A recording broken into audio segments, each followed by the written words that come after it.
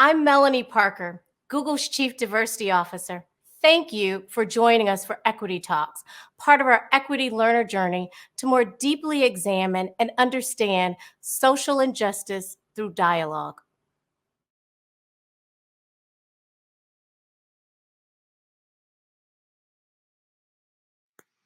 Hi, I'm Erika Alexander, and thank you for joining me in the search for racial equity. I'm co-founder of Color Farm Media, and we call ourselves the Motown of film, television, and tech. We created our company to change the face of media, and I'm glad to be here sitting on the other side of an interview. I'm usually in the hot seat, but not today. Today, I'll be talking with Melonie Parker. She is Chief Diversity Officer of Google. I love her to death. Melonie, come on out here, beautiful. Let's talk. Hi, Erika. Nice to be here with you. It's great to be here with you. It's amazing because we're in a very interesting time right now, and diversity is on what everyone's talking about. I actually am one of the co-founders of Color Farm Media, and we created our company out of the need for diversity and equity in media. But that's your deal. That's what you do. That's what you do every day. You sleep, drink, and eat it. And my jam. Diversity is my jam. That's what I do. And we want to have a conversation with you about these things because it's come up not only as a necessity, but the spine and backbone of, I think, how America and the global world will be through that framework. Can you tell us a little bit about your story growing up and how it led to the work that you've done and that you do right now? I grew up in North Carolina in High Point, and as a result of that, it really has informed a lot of my outlook, my empathy, my ability to look across difference. I grew up in a primarily Black neighborhood, went to primarily Black schools, and the middle school and the high school I went to were actually designed for integration. And so kids were bussed in, and it was primarily a Black and white mix, not that many other ethnicities or races mixed in, and they were going for 50-50. So it created like a very interesting dynamic. But I come from a family with a lot of first. So my mom was the first Black bank teller in our hometown, and she actually integrated in a very interesting way with her coworkers, with her experiences. And she was very free about sharing those. My parents walked with Dr. King, and we shared those experiences. And in my neighborhood, it's very rich with such a diversity of people, from people who worked as a janitor or a maid to lawyers, lots of teachers. So it really ran the gamut across just the spectrum of living in a Black community. So I really had a lot of role models. And what I was taught growing up was you had to be better, faster, and smarter to compete at the same level. And it just never resonated with my sense of fairness that I had to do all of that, but be treated as average. I didn't quite understand that. But I grew to understand it as I went out into that professional sense. And it makes me really have a sense of empathy at Google from people's backgrounds. And so one of the things that we talk about a lot is equity. So beyond diversity, which is the presence of differences, equity, which is different than equality.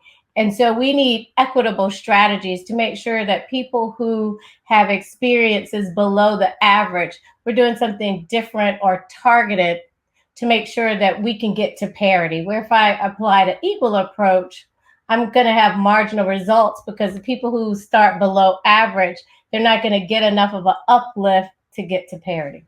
Now that's actually key because, you know, I've been in the Hollywood industry for a very long time, 37 years. And right around the end of the 90s, diversity offices started popping up. But there wasn't much equity inside of that that role. In fact, that's why I think it's key with what you have right now. We know as Black people that there's differences between Black people, not only between where we come from, say north, south, all those other places, but even in color. I'm darker than you, you're lighter. We can have so many different things that can disrupt equity you know, who gets pulled up? Is the person who looks more like the Halle Berry pushed forward versus the person? You understand that, though? I completely, and it was my father who really taught me about colorism as a child, because I was navigating not race but color in kindergarten. And so my father made sure that I knew that because my skin was lighter than most of my classmates, that I wasn't any better or more special, that we were all treated equally. And I probably have been called every color name that you could lobby at a light-skinned Black person in Sorry. the world, and have been able to navigate that. But what my father taught me was not to sling it back, because if I were to dish it back, it changed the game. And so I learned how to navigate the automatic judgment that came with color. And one of the funny things is when I was in kindergarten, people used to tease me and they said, your daddy is the milkman because my eye color is different. My daddy actually was the milkman. My father was on the flyer. He did go deliver cold milk to people. And I would say, my daddy is the milkman. Hello. He brings all the woo. Well, we don't need to go on that. Oh, wow. So they couldn't sling that at you when you slung it right back. And I had to sling it back because I have that fight part. So you want to sling it back. But I really give a lot of credence to my father, who helped me navigate that and, you know, really talk to me about what was happening and then that injustice from a very early age. And I think that that's so critical, is how we navigate our identity and how we find ourselves and find community with people. And one of the things that is really important to me is that in a lot of spaces, particularly the ones that you just talked about, people will want to make you think that you're the only one.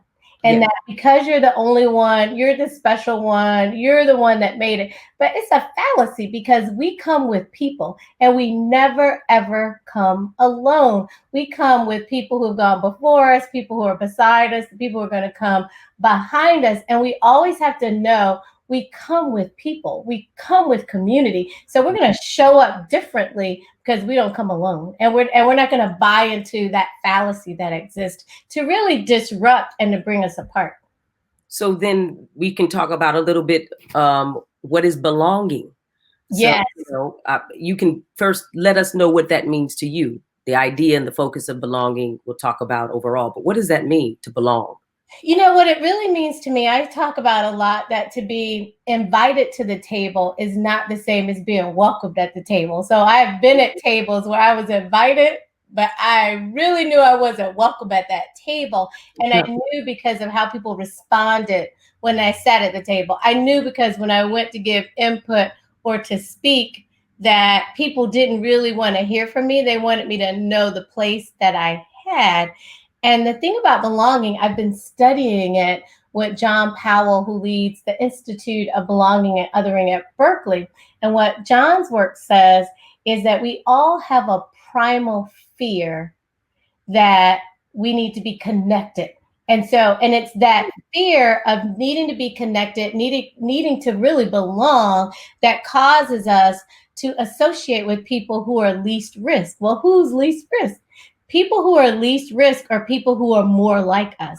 So we bring in people who are like us, and then everybody else is the other. So we're doing this othering to people who aren't like us. But when we're really create that sense of belonging, we're expanding our own personal circle of who belongs and what that risk represents. So it means we have to actually go further and deeper about creating that space.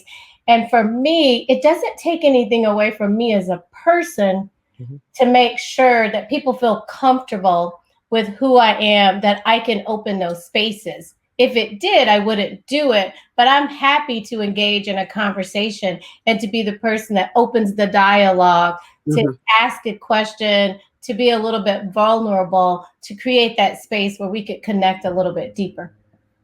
That's interesting. I've talked to a lot of Black people and brown people, especially that when they come into certain cultures, they don't feel like they belong. Okay. And maybe it's because they feel they might be discussed as the Black person, but they feel like they belong to the nerds, or they feel like they belong to a whole different group or different tribe, and they don't know if they're being recognized as a person that belongs. Is there something that we can do personally when we are going into different rooms to open ourselves up to, are we having the right conversations when we come in those rooms, to sort of identify ourselves as, oh, I'm interested in that too? Is that on our shoulders too? I think it is. And I think it starts with taking labels off of ourselves. I mean, earlier in my life and my career, I would look around, I would go into a room and I would look around and see how many other Black people, and then are there other Black women? And I was just looking around to see who's like me. And if they weren't like me, I could start counting. But that really impacted how I showed up and how I brought other people in. So now I intentionally try and take those labels off so I can just walk in that room as Melonie. It's not that I don't know I'm walking in as the only, if that happens to be the situation. And it doesn't mean that other people don't put labels on me, but because I don't put those labels on myself, I can go in very open and have very open, engaging dialogue. And then when I don't know something, I try to let people know I don't know what I don't know. And so I'll ask a question about like identity or race. Or when I came to Google, one of the things that I wanted to learn a lot more about was the non-binary population and how to appropriately use they and them, and how do you use that in a sentence? Because I grew up learning pronouns, and it was just very difficult mentally to switch to saying they instead of he or her. And I asked the question, and someone said to me, a non-binary person on my team said, Melonie, just try it. And if you mess up, it's okay. But if you don't try it, you're not going to build that muscle, and I'll help you. And they said, do you mind if you make a mistake? Is it okay if I correct you? And I said, absolutely. But then what I learned from that, I need to extend the invitation for other people to say, please help me. And if I'm not saying something correctly or I'm not making the right reference, could you please stop me, because I want to respect you in the way that you need to be respected. Well, I also think that people are doing some of these things as identifying themselves with the person in the room that's most like them out of survival. Certainly Black people do that. You mentioned gay, the gay culture, gay, lesbian, trans. You know, you want to identify very quickly who's like you, hopefully to build some consensus about. You go there and you ask, how is it around here? What, you know, I know as a Black person, I walk in and say, girl, tell me the real deal. You know, that's right. That's exactly. Or you're looking for clues and you want that nod, you want that acknowledgement. It's something my parents also taught me growing up, is that when you see other Black people, acknowledge, whether that's a smile or a head nod, but you make that acknowledgement. And you don't see that necessarily in all cultures, but it is something that's a hallmark of Black culture, that we do acknowledge other Black people when we see them in whatever setting that we're in. So I completely agree with you. Right. So how is that now built into the corporate culture, this in the DNA, in the way that, you know, the bones of it now, because, you know, it's gone beyond being something that's we're paying lip service to. We are literally seeing the corporate culture put in systemic changes, and which I'm thrilled with, because that's what it needs to be. People who have had their lives impacted and or have given their lives over to this subject, and these subjects are now being the experts in building it. But if you weren't like that, what should we be seeing from corporate culture? Mm-hmm. I think we're building the muscle. So I think we're building that muscle to be able to do it more freely and more comfortably. Sometimes what I see from my seat is that people are scared to reach out across differences, across race, to engage in the conversation, because they don't want to mess it up, and they don't want to be judged, and they don't want to be thought of as a racist because they didn't phrase it the right way. So creating that environment becomes incredibly important. What I've seen through this racial reckoning that we have in the world right now is that from an allyship standpoint, like non-Black people are saying, what can I do? How can I lean in? I heard it was happening. I knew something, but wow, I didn't know it was this prevalent or this bad. What can I do? And then Black people are sitting in pain. So Black people are feeling trauma, and not just current trauma. Current trauma has triggered past trauma, and people are recalling stories.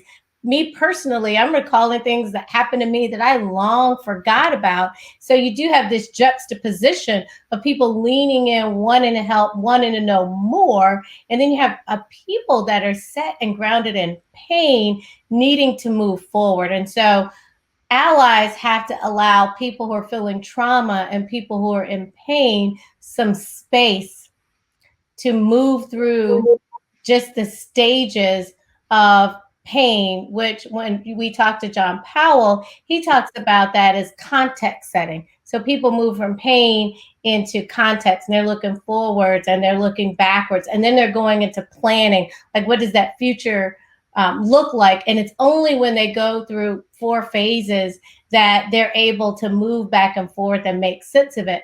But if someone is pushing you and you're rooted in pain, you could get a different reaction. And so I think there's a little bit more education needed right now around how to respond to people who are hurting, people who are in pain, and how to really educate and bring allies alongside so that we really do stand in solidarity. So I think we're building bridges across differences. Some of them might be a little bit wobbly, but we're building that muscle.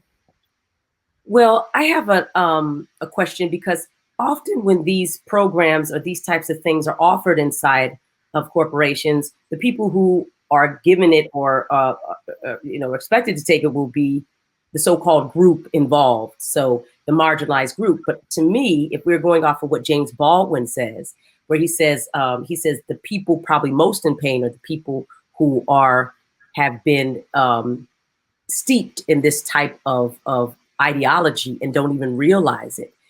That, do you think the leadership should say, no, this is for everybody, and we require it because we want our corporation and our community that we have here to be all in, even if you don't agree, we're all studying and we're all coming along at the same time? Or is it okay just to say, well, the Black people showed up to that, and that's who would be, you know what I'm saying? I guess I'm saying, is Black History Month more for Black people, or is it for everyone else who don't know Black history? Because that's how I feel like it is. I think it's for everybody, but I think for different reasons. And I think the leadership is really key. So when I think about our CEO of Google, Sundar Pichai, and his leadership team, like Sundar's in, he is with us. Sundar's met with our Black leadership. He's met with our Black Googler Network, which is our employee resource group for Black Googlers, to really sit down and not just understand what needs to happen, but what are the lived experiences? What are you facing inside of Google? What's happening outside of Google? And how does that inform? And so to have a leadership team leaning in has been critically important. And one of the things that we've been very careful to do is not put the work of systemic and structural racism on the backs of the people that have been impacted by it. So what we've done, we've set up a racial equity program management office that sits at the level of the CEO. So it sits in Sundar's office, and we have 8 work streams, 4 internally focused, 4 externally focused. And we have as co-leads the subject matter expert, and then a leader from our Black Leadership Advisory Group and our Black Googler Network to consult and to provide recommendations so that we have the input and the insight, but that the work falls on the folks that actually own that body of work. And I am seeing the payoffs of that model. We finished our first 90-day sprint at the end of September. And so we'll have like outcomes, goals, and things that we're going to do as a result of the sprint that we're in. But making sure that we're closest to the pin without putting the burden on the impacted group, I think is incredibly important. Yes, because, I think about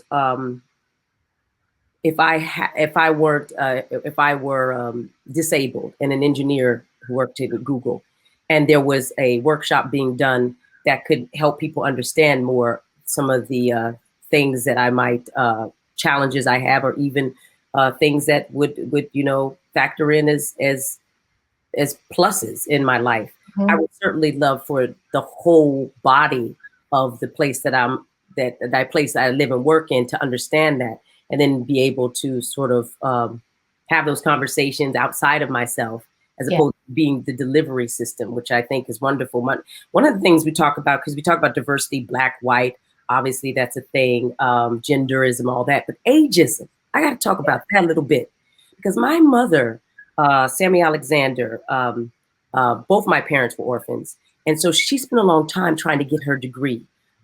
She had 6 kids. My father got very ill, but towards the end of his life, which was at 52, she was coming into her children being older. She'd gotten her bachelor's and her master's through all of this.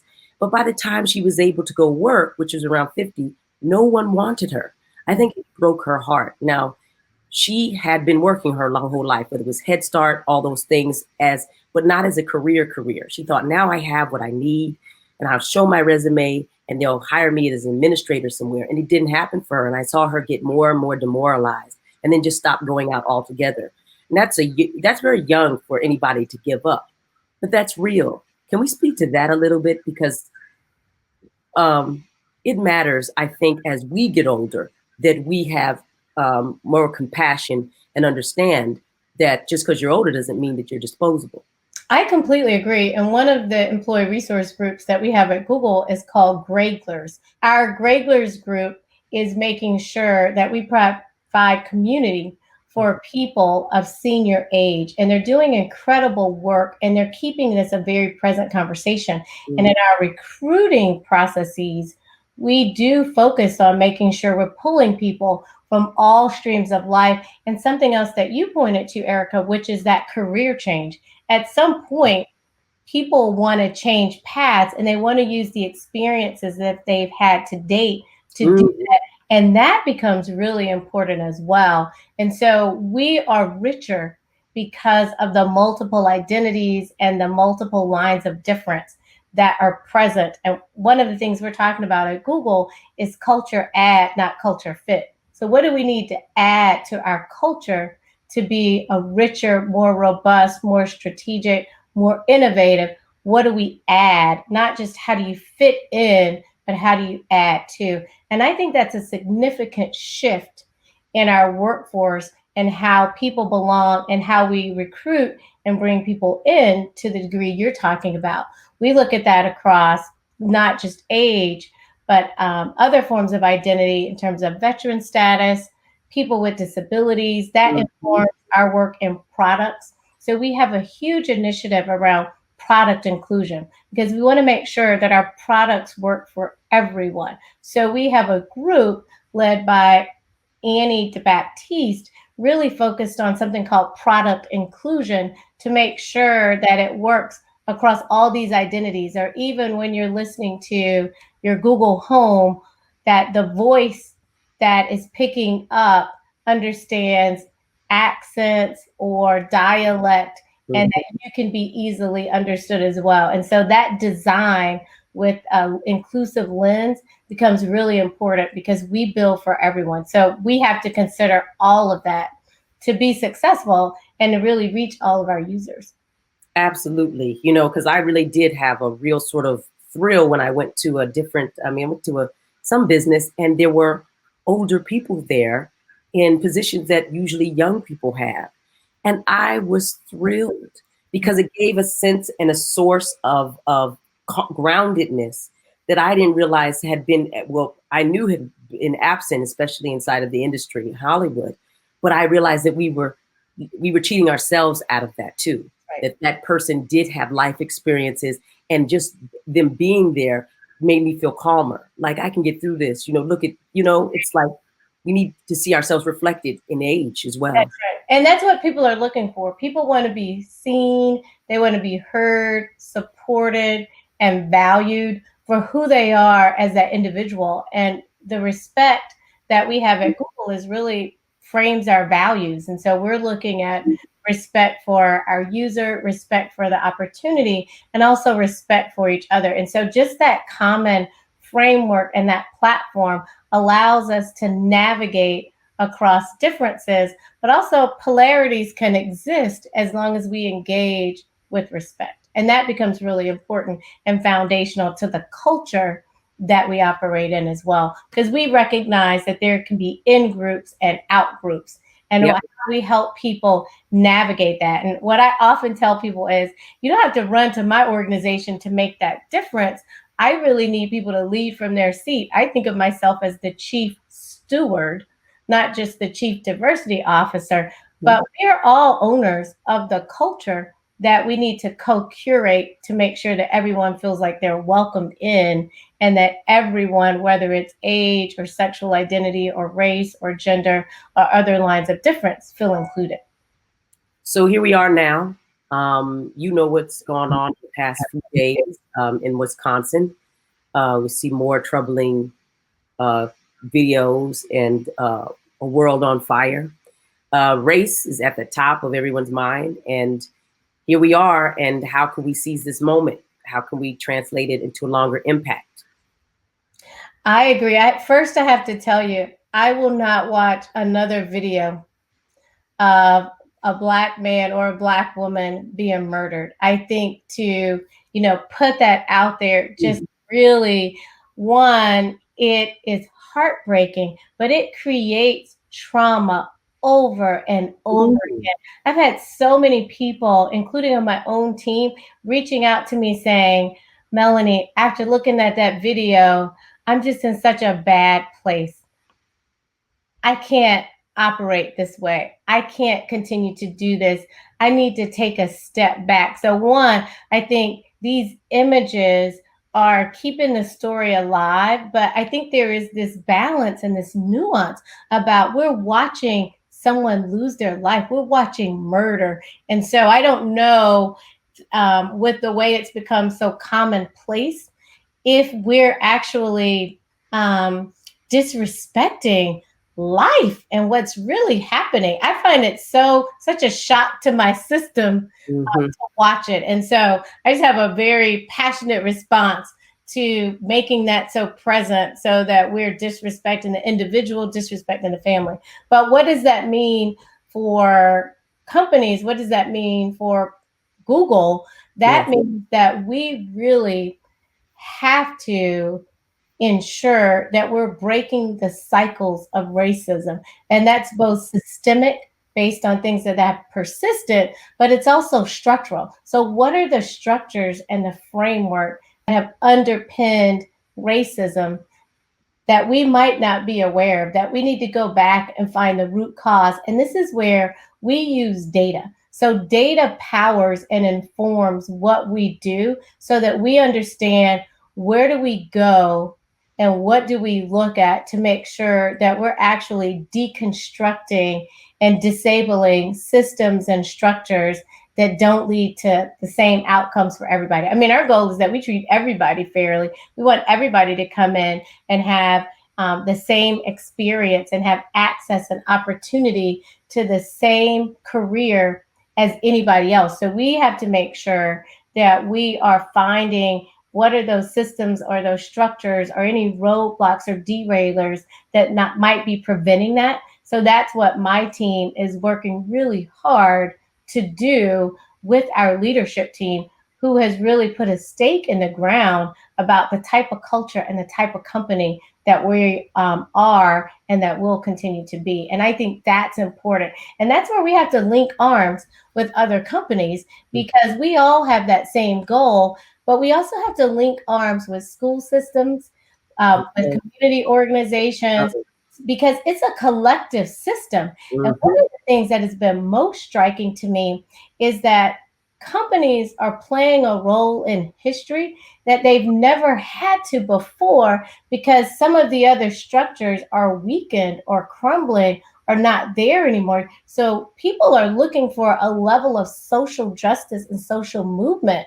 from corporations that we haven't seen before. And we have to continue to answer and be a leader and bring others along with us. And so I often refer to Google as a leading learner. So we have like the largest publicly available DEI data set with our diversity annual report, which we've published Wow. for the last 6 years. Mm-hmm. And we're an opportunity rich environment. Every day is an opportunity for us to get better, get closer to the pin, use data to do the right thing. But we make our data available, even though we've made steady, moderate progress. We know we need to continue to do more. But if we don't make that available, we're not sharing our learnings with others and creating space to engage in more collective dialogue with other companies, with other organizations about how do we get better. Even the industry that you're in, the entertainment industry, how do we link arms to make sure that we're moving forward across all these industries? Because representation matters. If we Absolutely. don't have the right folks at the table across all these industries, all these agencies, we're not going to make the sustainable change. And I'm not about window dressing, I'm about real change. So, for me, diversity is a verb. What action are we taking? How are we doing that? And what are we doing every day to get better? I wake up every day. Okay, it's a day to get it right. So what's like the recipe for, say, I mean, Google is Google. It's like a juggernaut. Boom, boom, boom. But there are smaller, most of the world is made up of very small companies. And they might be in places that are rural. And they said, well, we'd like to, but we can't participate in that because there's not the, we're in a 99% say white context. Is there something that you can think of that individually, if they don't have that? I mean, I like that you said that we give our data away. How can they participate in building a more perfect union?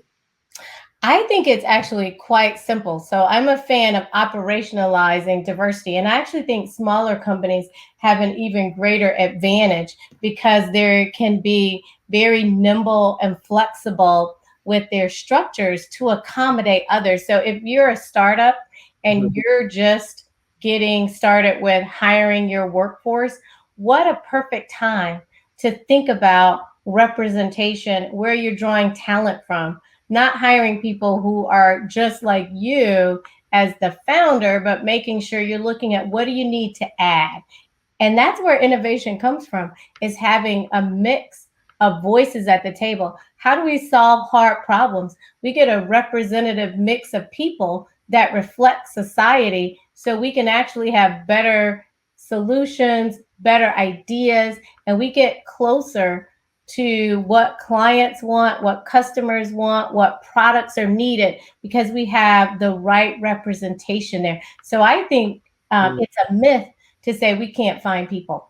I think that is a way that we deflect, is when we say we can't find it instead of going deeper. Because the real question is, where do we find it? It's not that I can't find it. Where am I willing to go? Find it? Absolutely. So that's that diversity is a verb, is what's the positive action that I'm willing to take to make sure that I have the right talent to move my organization forward. And if I do that when I'm really small, by the time I get really large, oh my goodness, I've built such a foundation and a framework, and I've developed such a muscle within my organization because these folks are used to accommodating and working across and integrating across differences. And in a way, even the way I phrased that question was a little flawed because I of course framed it in the black and white space, but there's diversity, as you say, in gender. There's diversity in mindset and perspective. If again, we're talking about transgenders and all this other things that people can think of when they're thinking about their workforce. And also, you mentioned this. There's ways to have is it third party people that you look for people who are of color or different to do business with. Yes, so suppliers, we have extended workforce. And so we want to make sure that we are allocating business to small businesses, that our supplier base is diverse as well, and that we're really intentional about how we're doing that. Well, what would you say, that little black girl who had the you were in a state, or specifically in a city that's known for building furniture, Yes. things that are meant to last a lifetime and possibly be even handed down. What you're building, I think, at Google is something that's meant to last a lifetime and be handed down. As new people arrive inside of diversity and equity and inclusion, what do you want them to see that you put in place that they can inherit? I really am passionate about leaving a legacy where diversity, equity, and inclusion is embedded in everything we do so that we're building capability, we're not just training. So, diversity courses are embedded in every single training that we're doing. That when we are hiring and we're bringing great people into Google, that we're automatically bringing a mix of people in, and we don't have to stop and think about, okay, are we really mirroring society with our representation across the workforce? That those things are so automatic because they're embedded in everything we do. And that will be such a rich legacy to leave, and I can look back and be proud of. That's wonderful. And somehow we'll do it holistically, as you say. And what does that mean to you, by the way? Because I hear people say, we want to build it holistically. What does that mean? What that means to me is that it's a top level strategy that looks across every single part of Google. There's no gap, no open crevice, that how we appreciate differences, that everybody has the same access and opportunity to grow a great career, that that's the same for everybody. And that is really that holistic approach because it touches every single thing we do. And really at Google, our talent is our most important asset. And so we look at talent and people as an asset, not an expense. And I think that framing is important as we look at that holistic strategy as well. Who are we talking about? We're talking about people. Who's our most important asset? People. And so because of that, we're making sure that people come in and they're welcome and they experience such rich culture, rich experiences, and rich career the same. Thank you, Melonie. Thank you for being on that wall with diversity. Thank you for being the chief. Boom shakalaka. I salute you. It's good to know you sleep a lot better knowing that when you're typing in your question to Google, there's that little black girl watching. I'm here. I'm here. I am watching. I'm here. For all of us. That's cool. Thanks a lot. Thank you. Thanks, Erika. Learn about Google's Equity Learner Journey on diversity.google.com and sign up to learn about new episodes.